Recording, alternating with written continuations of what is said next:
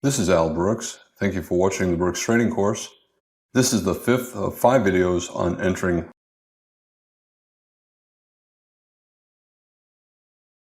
This is Al Brooks. Thank you for watching the Brooks Trading Course. This is the fifth of 5 videos on entering late in trends. Every trend eventually evolves into a trading range, and I'm going to be talking about bull trends ending and evolving into trading ranges.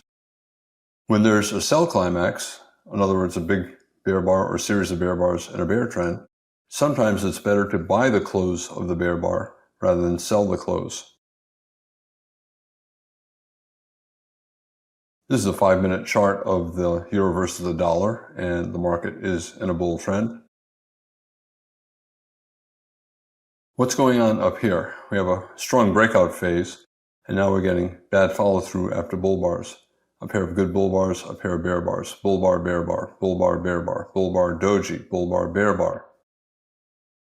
That's a sign that the bulls are not eager to buy at the high. Here, you get a bull bar, another bull bar, another bull bar, another bull bar. Bulls are buying above prior bars, they're buying closes. Up here, what's taking place after a strong bull bar? We're getting a pullback. That means the bulls are not buying, they're taking profits. And it also means that the bears are starting to sell as well. The bulls are no longer eagerly buying at new highs.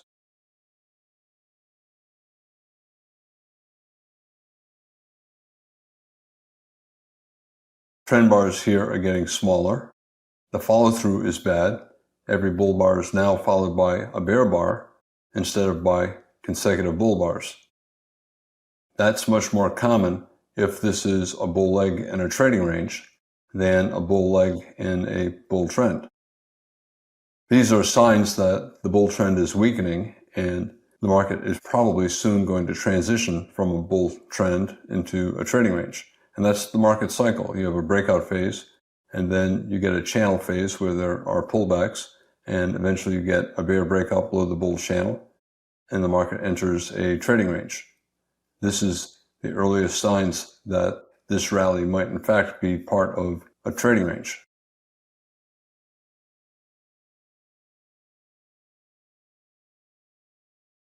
Here we have a big bull bar, and what takes place? Are the bulls buying the close of that bar, and is the market racing higher? No, they're selling. They're taking profits there. They're looking at this and saying, wow, that's a high price. I don't think it's going much higher. I'll take some profits. And the same is true up here.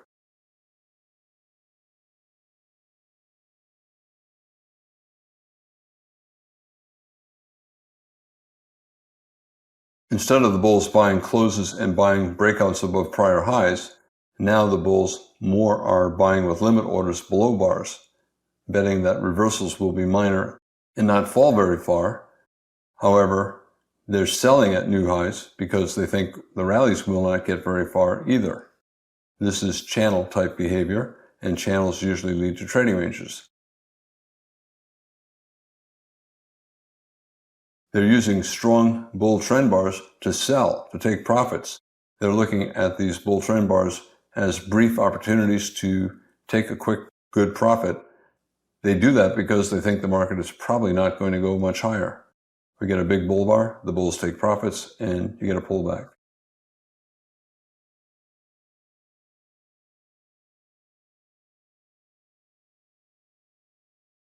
If the bulls do not take profits, they end up getting out at break even because they're losing confidence in the bull trend. They are transitioning into trading range trading, buying below bars and selling above bars, buying low, selling high. And the bears are doing that as well. The bears are getting confident that the bulls are not buying at new highs, so the bears are selling at new highs for scalps.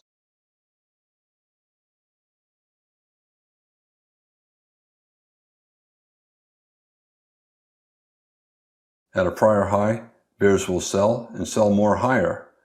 New high, bears will sell. They'll sell. Some will use wide stops and scale in higher, expecting that whatever rally we get, it will soon reverse and come down low enough for the bears to make a profit.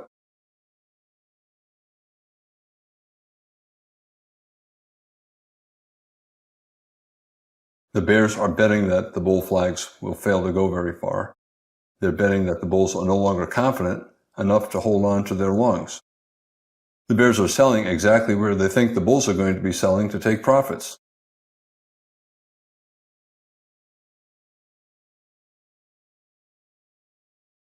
With both bulls and bears entering with limit orders, betting against successful breakouts with follow-through, they're both now buying low, selling high, and scalping.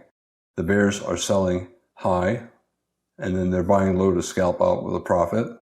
The bulls are selling high to take profits, and they're buying low. They're buying reversal attempts with limit orders, betting the reversals will fail. When both bulls and bears are buying low, selling high, and taking quick profits, the result is a trading range.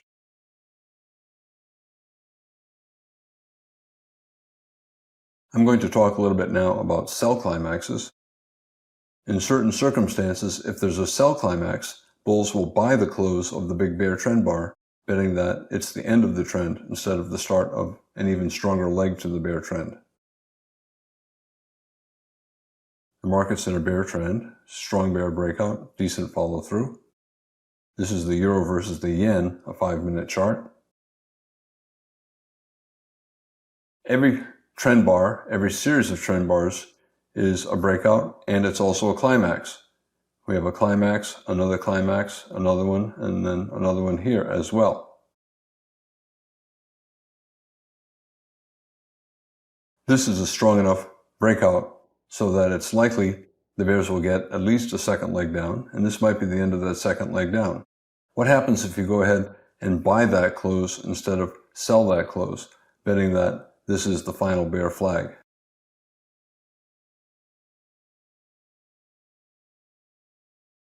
The bulls who buy that close, in general, have to use a measured move down for their stop.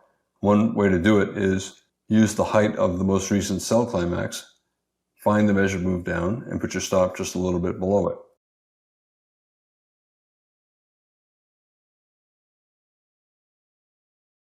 Is this bar climactic compared to that bar and this series?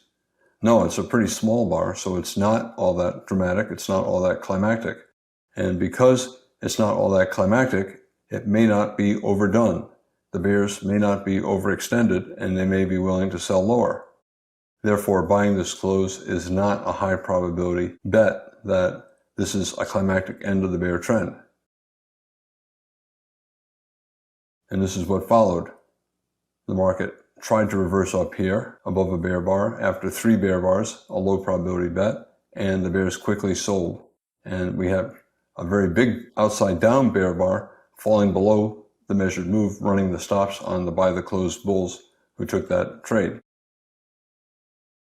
Strong enough breakout to the downside, probably going at least a little bit lower. The bulls, had they bought that close and used a measured move down, they would have been stopped out for a loss. If they bought that close and used a measured move, they would have been stopped out just below the measured move.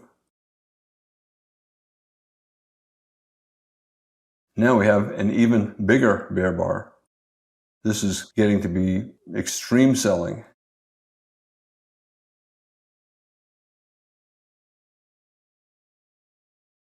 We have the strongest pair of bear bars occurring maybe in the past 20 bars. When you get the strongest bear breakout late in a bear trend, 20 or more bars, it's more likely to be an exhaustive end of the trend than the start of an even stronger swing down. And therefore, it's more likely to be an exhaustion gap than a measuring gap. The gap right now is from this close to that low. Chances are it's going to close, and chances are the market will trade all the way up to the top of the sell climax before it falls maybe an equal distance down below.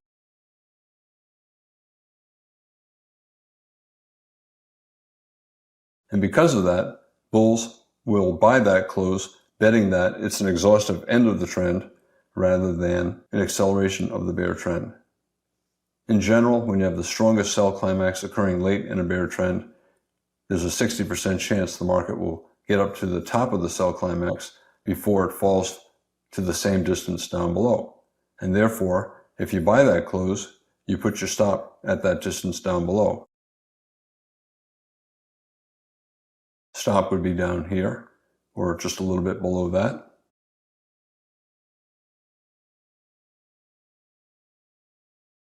Some traders, instead of using the height of the bars, they'll use the height of the bodies.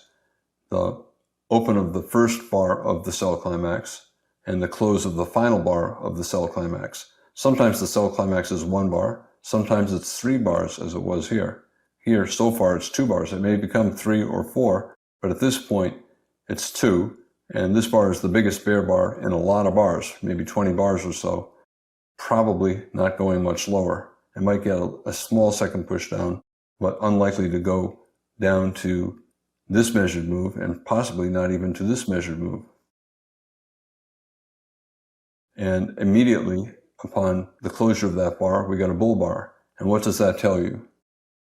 What happened on the close of this big bear bar? Did traders sell the close or did they buy the close? Look at the open and low of the next bar, this bull bar. It's above that close. So you immediately know, as soon as this bar started to trade up, that everybody was buying that close. Why would the bears buy that close? Because they see it as a gift, a surprisingly big bear breakout, late in a bear trend. They were looking for a reason to take profits. They don't think the market's going to fall much further. They see this as a surprise, a big gift. The bears therefore bought. As soon as that bar closed, they hit buy the market. And the bulls knew as well the biggest sell climax in a series of sell climaxes is probably an exhaustive end of the move and will probably get up to the top of the sell climax at a minimum. The bulls, as soon as that bar closed, hit buy the market as well. And you can see the next bar never traded below that close, and that means a lot of traders bought that close.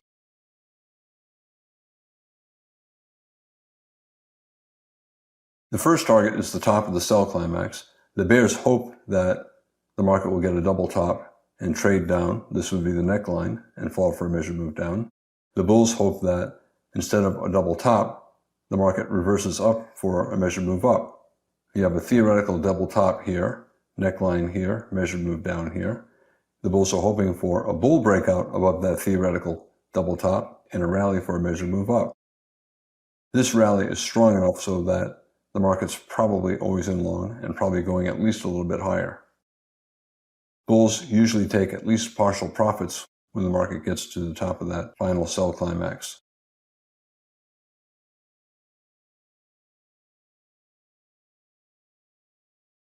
Higher probability trade, instead of buying that close, you buy the reversal up. We have a good bull inside bar closing on its high. You can see the low and open of this bull bar is above the close of that bear bar, so strong, eager buying. It's higher probability to buy with a stop above the high of that bull bar than to buy that close. Your stop is further away, but you have a higher probability of making a profit. Once the market gets above this bull bar, a lot of traders, instead of using a stop down here, would simply put a stop below the low of the reversal.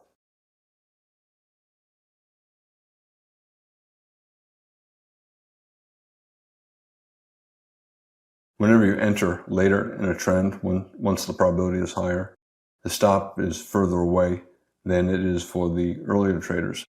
The bulls who bought this close after the market reversed up here and traded above that buy signal bar high would move their stop probably here as well. And therefore, at this point, their risk from their entry price is less than for the entry price of the bulls who bought with the stop above this bull inside bar. That's always the case. Whenever you enter a trade that has higher probability, the risk-reward ratio is always going to be worse. Usually the stop is further away, and usually there's less profit remaining in the trade.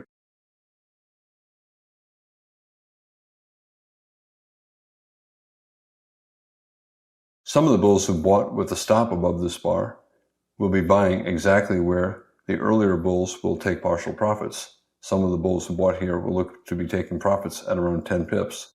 This is probably only about 5 pips, but the bulls who bought here might take partial profits at around 10 pips, not much after the entry of these bulls.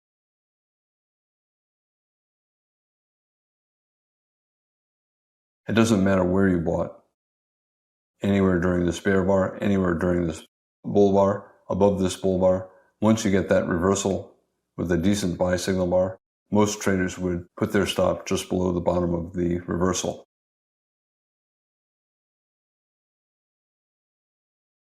If the market does get above the top of the sell climax, the next target is a measured move up and a second leg up. First leg up, pull back, second leg up, did not quite reach a measured move up. Did not reach a measured move up based upon the height of the sell climax. However, the bears were hoping this was a bear flag, and instead we got a bull breakout above a potential bear flag. Low 1, low 2 never triggered. The market did reach a measured move up based upon the height of the bear flag. And you can see what happened when it got there.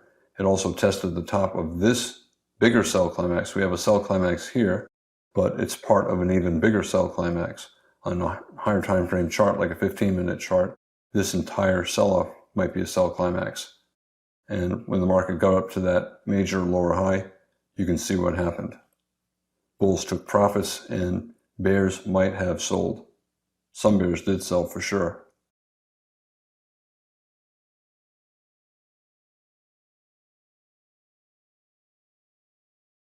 Whenever you have a sell climax late in a bear trend after 20 or more bars, especially when it's the strongest bear breakout late in the trend, it's always a sell vacuum test of some kind of support, even if the support is not obvious. Every sell climax is a test of support. Every buy climax is a test of resistance.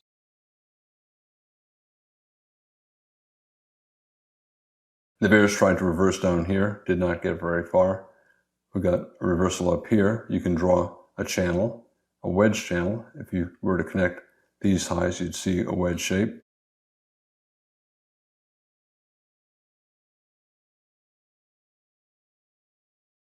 First sell climax and then a pullback. It's an ABC type pullback, A, B, C. And the second sell climax began here. You could argue that it began here. When I see this, I see a sell climax, I'm looking for a two-legged pullback, one pullback, two. Sometimes the second pullback does not get above the top of the first. This is clearly the start of a second leg down, and a leg one, and then pullback, leg two measured move is right around here. We have a double top bear flag, even though the second high is below the first. We have a neckline, measured move down would be around here as well.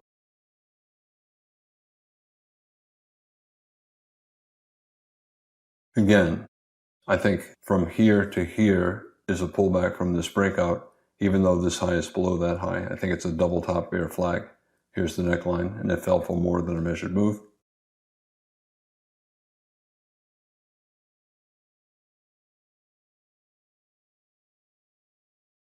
Measured move down takes us to around that same area.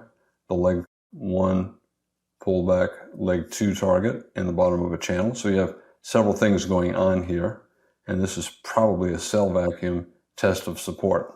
Everyone knew it was going to get down to this area, so the bulls did not want to buy until it got there, and the bears sold knowing that no one would buy until it got there, and the bears could make a scalp during this final collapse.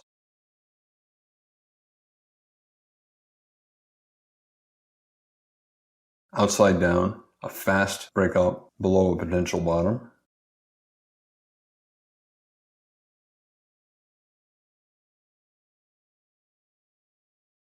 We're accelerating downward here after the market was trying to transition into a trading range.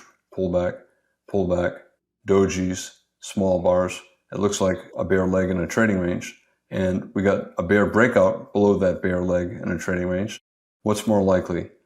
That we would accelerate down and form an even stronger bear trend, or that the breakout would fail and we would again try to test up to the top of the potential range.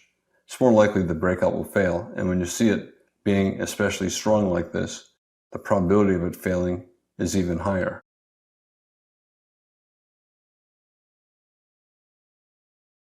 When you have a bull breakout and then it evolves into a channel and you start to get smaller bull bars, and every bull bar gets followed by a bear bar, that's a sign that the market might be evolving into a trading range. When you see the strongest sell climax late in a bear trend, it's more likely to be an exhaustive end of the trend than the beginning of an even stronger leg down. An exhaustion gap is more likely than a measuring gap. And when that's the case, bulls will buy that big dramatic bear bar, betting that it will reverse up from exhaustion, and betting against it being the start of an even stronger leg down. I'm Al Brooks. Thank you for watching the Brooks Trading Course. This is the 5th of 5 videos on entering late in trends.